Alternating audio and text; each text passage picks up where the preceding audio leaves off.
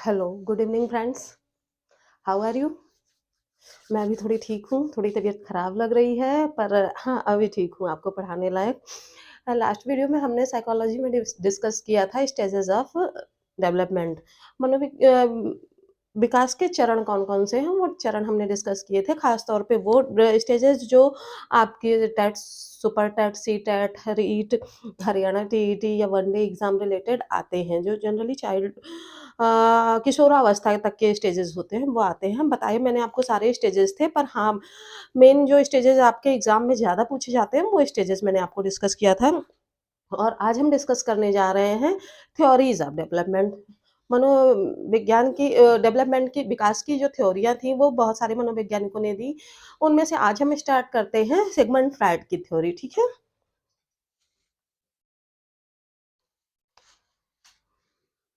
क्या है? मनोविश्लेषणात्मक सिद्धांत, ठीक है? इसको बोलते हैं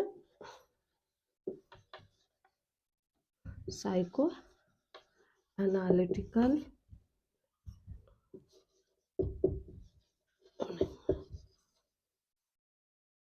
थ्योरी, ठीक है? विश्लेषणात्मक सिद्धांत सिगमंड फ्रायड ने दिया था। सिगमंड फ्रायड ने मनोविश्लेषण से रिलेटेड बहुत सारी चीज़ें बताई थी, बहुत सारा ज्ञान दिया था। तो इस थ्योरी के आधार पर इस थ्योरी ही नहीं, बहुत चीज़ों के संबंध में जो भी है, उन्होंने मनोविश्लेषणात्मक यानी साइको एनालिटिकल थ्योरी के बारे में बहुत सारी बातें कही थी, उसको हम आज डिस्कस करेंगे। सबसे पहले हम आपको बताते हैं कि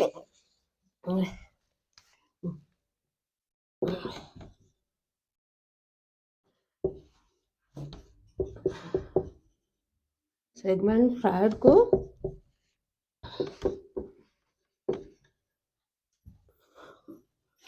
फादर ऑफ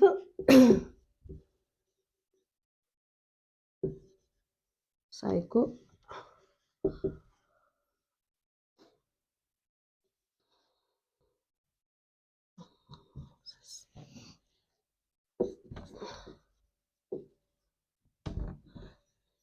कहा जाता है, ठीक है?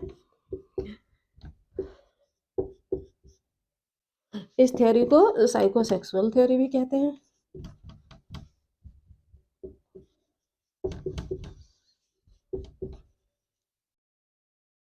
ठीक है? इसके अलावा इसको सिद्धांत के बारे में ये सिगमंड फ्रायड ने कहा कि ये जो अ, जो ये सिद्धांत होता है, ये पूरी तरह किस पे काम करता है? लिबिडो पे।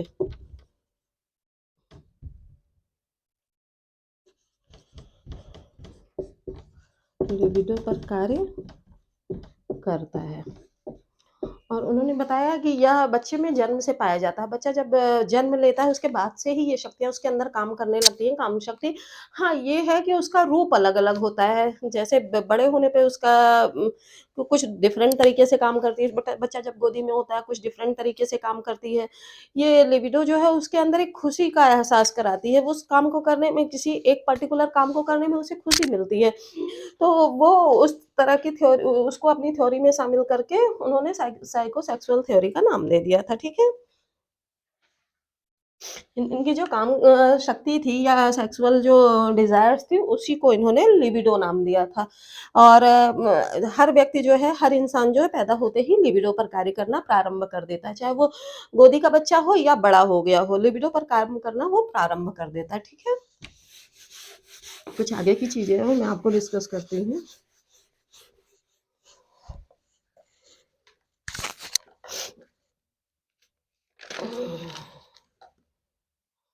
हुँ। हाँ, उन्होंने इस सिद्धांत के 2 पक्ष बताए हैं। पहला पक्ष क्या है? कंक्रीट, ठीक है? यानी कि अ,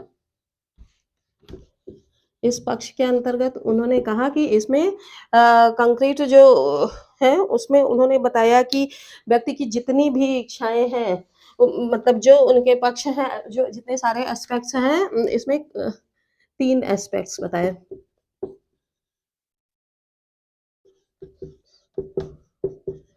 बताए माइंड के, ये कॉन्क्रीट एस्पेक्ट्स ही है। ठीक है, इसमें 3 एस्पेक्ट्स बताए। पहला उन्होंने बताया कॉन्शियस, कॉन्शियस यानी कि चेतन,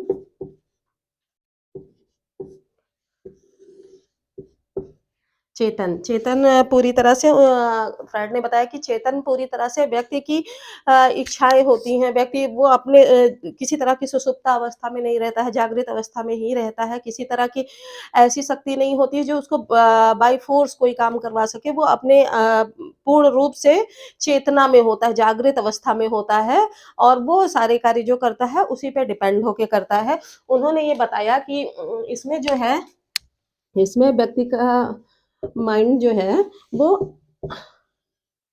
आइसबर्ग की तरह काम करता है, आइसबर्ग की तरह कार्य करता है। कैसे आइसबर्ग की तरह कार्य करता है? जैसे आइसबर्ग को हम पानी में डालते हैं, जब मान लीजिए ये पानी है, पानी में हम कोई भी आइसबर्ग डालते हैं, तो आइसबर्ग का वो फ्लोटिंग कंडीशन में होता है और उसका थोड़ा पार्ट मतलब 1 अगर 10 है तो 1/10 आइस के ऊपर रहता है और 9/10 पानी के अंदर रहता है। ठीक है? तो उन्होंने माइंड को आइसबर्ग की तरह कार्य करना बताया कि मतलब इसमें व्यक्ति का जो कॉन्शियस ब्रेन होता है वो 1/10 ही रहता है। ठीक है? तो इस तरह व्यक्ति जो अपने कार्य करता है वो जो उसकी चेतना शक्ति होती है, जो उसकी पावर होती है, उसका 1% ही काम कर पाता है, ठीक है? चेतन अवस्था के बारे में उन्होंने एक्सप्लेन करते हुए कहा कि ये सारी चीज़ें जो होती हैं, ये किससे जुड़ी होती हैं? ये प्रेज़ेंट से जुड़ी होती हैं। प्रेजेंट से एडेड होती हैं। इसमें पास्ट या फ्यूचर का कोई हाथ नहीं होता है, किसी तरह का रिलेशन कुछ नहीं होता है। इसमें सारी चीज़ें प्रेजेंट पे ही जुड़ी रहती हैं। व्यक्ति जो कार्य करता है वो प्रेजेंट पे ही करता है। किसी तरह का कि ऊपर कोई शक्तियाँ कि नहीं वो पास्ट के प्रेशर में आके ऐसा कर रहा है या फ्यूचर सोच के ऐसा कर रहा है, ऐसा नहीं है। वो पूरी तरह से जागृत अवस्था में होता है। वो उसका कॉन्शियस माइंड वर्क करता है कि हाँ, क्या अच्छा है, क्या बुरा है, क्या सही है, क्या गलत है। पूरी तरह कॉन्शियस माइंड में होके वो अपनी माइंड का वो ये बात अलग है कि 1/10 ही उसका माइंड वर्क करता है। वर्क करने का इन द सेंस होता है कि बाकी चीज़ें उसके अनकॉन्शियस माइंड में चली जाती हैं। ठीक है? दूसरा हम देखते हैं अनकॉन्शियस माइंड। कंक्रीट एस्पेक्ट्स में मैंने बताया ना 3 एस्पेक्ट्स होते हैं। पहला है कॉन्शियस, दूसरा अनकॉन्शियस, दूसरा हो गया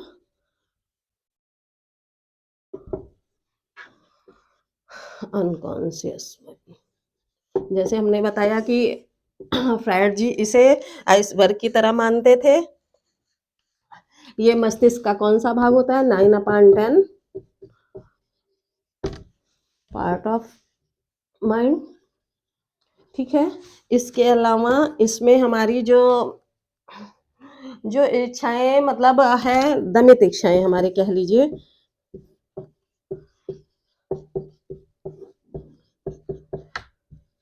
कुछ इच्छाएँ होती हैं जो हम पूरी कर पाते हैं, कुछ इच्छाएँ होती हैं जो हम पूरी नहीं कर पाते, किसी कारणवश वो पूरी नहीं हो पाती हैं, किसी कारणवश कभी समाज उन्हें पूरी नहीं होने देता है, कभी हमारे आस-पास का एटमॉस्फेयर होता है कि हम उससे दब के नहीं पूरे कर पाते हैं।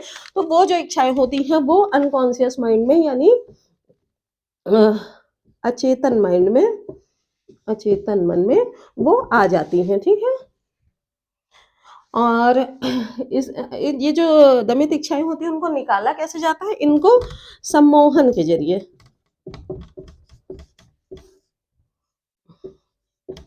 सम्मोहन की हेल्प से। सम्मोहन क्या? हिप्नोटाइज़। जैसे हमने हिप्नोटाइज़ सुना? कई बार हमने गाना भी सुना है, ब्लू आइज़ हिप्नोटाइज़ मतलब वो चीज़ों के सम्मोहन में उस समय हमको स्वप्न में रखा जाता है और बिल्कुल स्वप्न की अवस्था में रखा जाता है, पर हमको सोने नहीं दिया जाता है। सम्मोहन यानी हिप्नोटिज़्म का मीनिंग ऐसा होता है कि हमको नींद में लाया जाता है, पर हमको सोने नहीं दिया जाता। लगातार थपकी दिया जाता है और हमको जो चीज़ें हमारे अंदर दबी हुई हैं, वो बोलने को कहा जाता है। कंटीन्यूअसली हम कॉन्शियस में नहीं रहते हैं पूरी तरह से और हमारा मुंह वो जो हमारे दिल में इच्छाएं हैं वो हमारा मुंह बोलता रहता है, तो वो चीजें हमारे सामने आ जाती हैं। सम्मोहन की हेल्प से वो इच्छाएं बाहर निकाली जाती हैं। ठीक है। तीसरा हमारा आता है सबकॉन्शियस।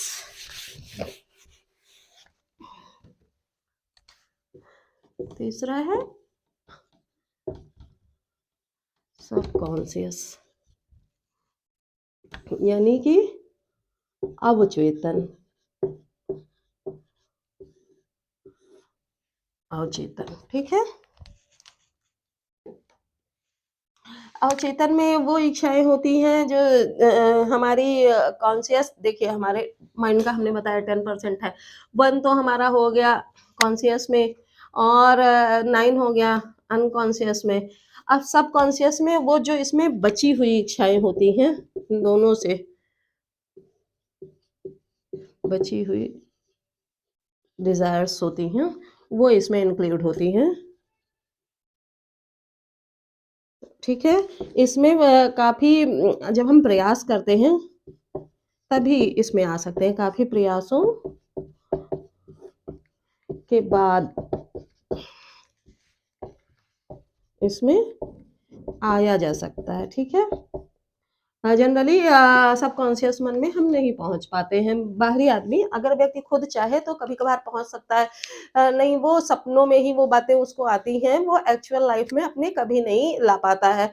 लाता है तो कई बार सपने देखता है तो भी भूल जाता है, ये उसके अवचेतन मन में चली जाती हैं। ये दमित ये इच्छाएं बहुत कम ही, हम बहुत प्रयासों के बाद ही कोई दूसरा या साइकोलॉजिस्ट उसको जान पाएगा। ठीक है। अब इसके बाद हमारे पास है, ये हमने पढ़ा था कॉन्क्रीट एस्पेक्ट्स, तो दूसरा हमारा इसके साथ ही है। 2 एस्पेक्ट्स हमने बताए थे, दूसरा हमारा है डायनेमिक एस्पेक्ट्स।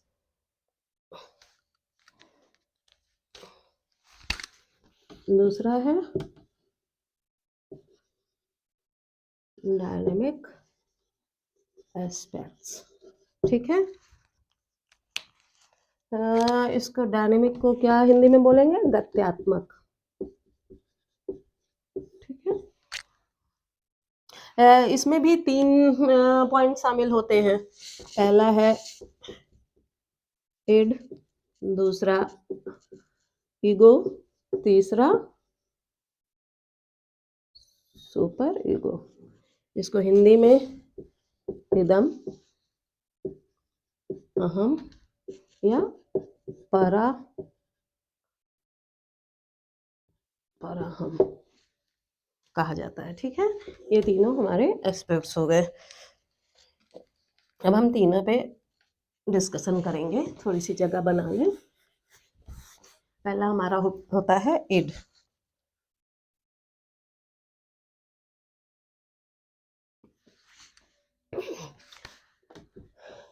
ये इड यानी कि इदम,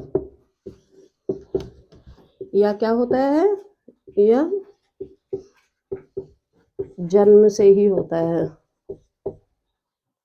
दूसरी चीज, यह सुख पर कार्य करता है।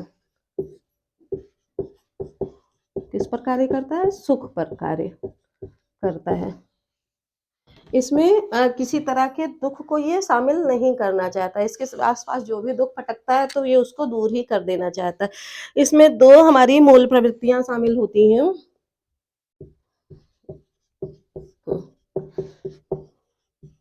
2 मूल प्रवृत्तियां वर्क करती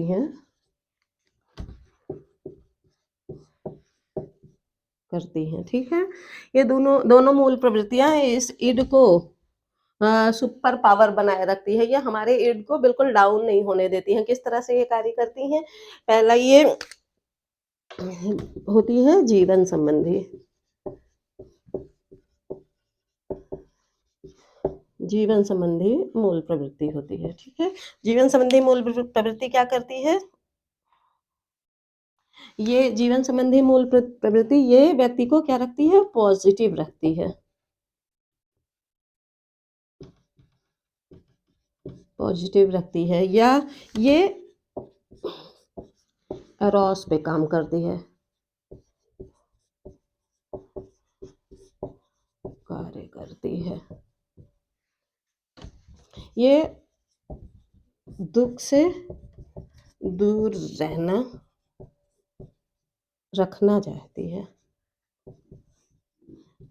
ये व्यक्ति को क्या करती है, हरदम उसकी पॉजिटिव थ्योरी पर ही काम कराती है कि हाँ, हर समय पॉजिटिव रहना चाहिए और किसी भी नेगेटिव जो एस्पेक्ट्स होते हैं उनसे बिल्कुल दूर भागती है। एरोस पर काम करती है। एरोस का मतलब ही होता है उल्लास, उल्लास, खुशी, हँसी और उमंग, तरंग, इस तरह की बातें होती हैं, तो उसी पर ये कार्य करती है और दुःख से व्यक्ति को बिल्कुल दूर ही रखना चाहती है। दूसरी हमारी हो गई डेथ इंस्टिंक्ट, यानी मृत्यु संबंधी मूल प्रवृत्ति। सेकंड पार्ट उसका हो गया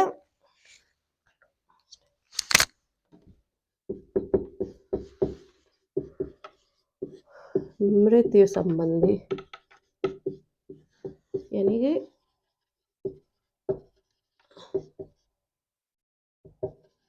डेथ इंस्टिंक्ट। ठीक है, ये जैसा नाम से ही है कि यह नेगेटिव एस्पेक्ट्स है। क्या है यह?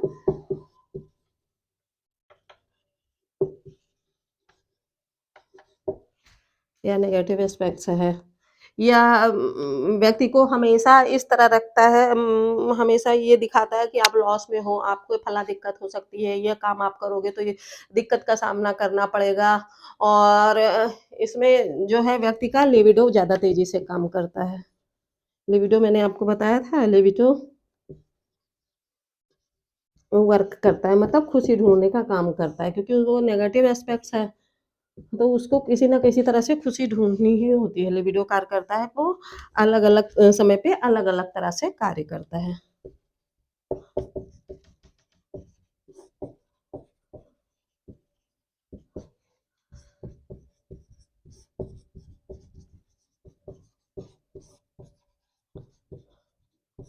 ठीक है? ये इतनी बातें हमारी हो गई डायनामिक एस्पेक्ट्स की, ये ईड की। अब हम आगे बात करेंगे ईगो और सुपर ईगो की। ईड हमारा हो गया, अब दूसरा हमारा है ईगो, देन सुपर ईगो।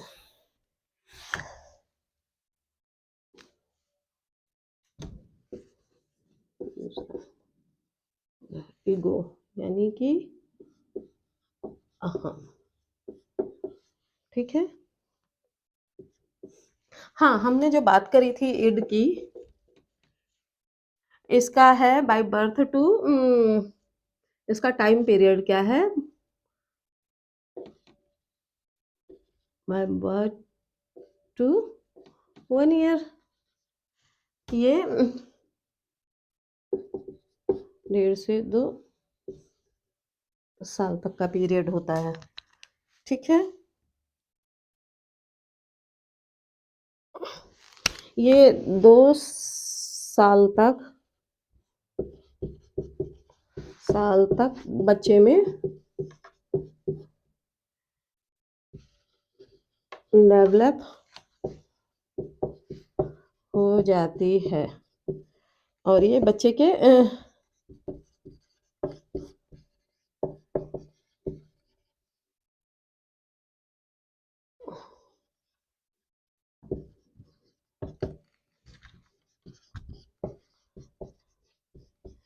कार्य करती है।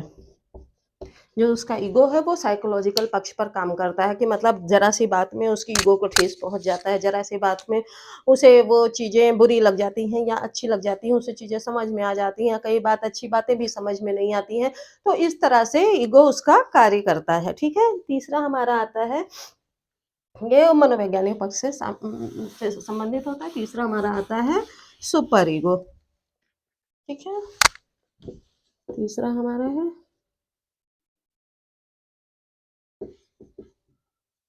सुपर ईगो, यानी परा ठीक है? ये बच्चे में क्या होता है, 3 साल से ही 3+ ईयर पर डेवलप होती है। ठीक है? ये किस पे काम करती है? वो साइकोलॉजिकल एस्पेक्ट्स पे काम करती थी और ये सोशल एस्पेक्ट्स पर वर्क करती है। ठीक है, इसमें बच्चों में क्या होता है, मोरल वैल्यूज ज्यादा बढ़ती है। क्या बढ़ती है?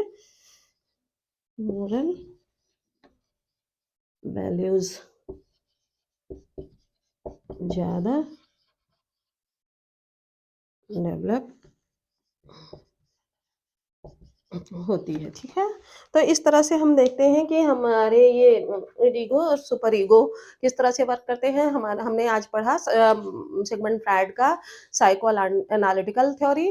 तो उसमें हमने उसके दो एस्पेक्ट्स पढ़े, कंक्रीट एंड हमने डायनामिक एस्पेक्ट्स पढ़े। कंक्रीट में हमने बात करी कंक्रीट एस्पेक्ट्स में कि हाँ, व्यक्ति किस तरह से अपनी भावनाएँ व्यक्त करता है, या उसके जो काम करने की शैली होती है वो किस पर डिपेंड होती है। या डायनामिक एस्पेक्ट्स में हमने भी बात करी कि हाँ, उसके जो माइंड होते हैं किस तरह से डेवलप होते हैं ईड ईगो, सुपर ईगो की सहायता से। तो इस तरह से हमने सारी चीज़ें डिस्कस कर ली हैं। अभी इसमें कुछ चीज़ें बच गई हैं कि इस एस्पेक्ट्स के या इस थ्योरी के जो स्टेजेज़ होती हैं वो कौन-सी होती हैं। साइको एनालिटिकल थ्योरी की 5 स्टेजेज़ होती हैं। वो हम कल के वीडियो में डिस्कस करेंगे। तब तक के लिए धन्यवाद।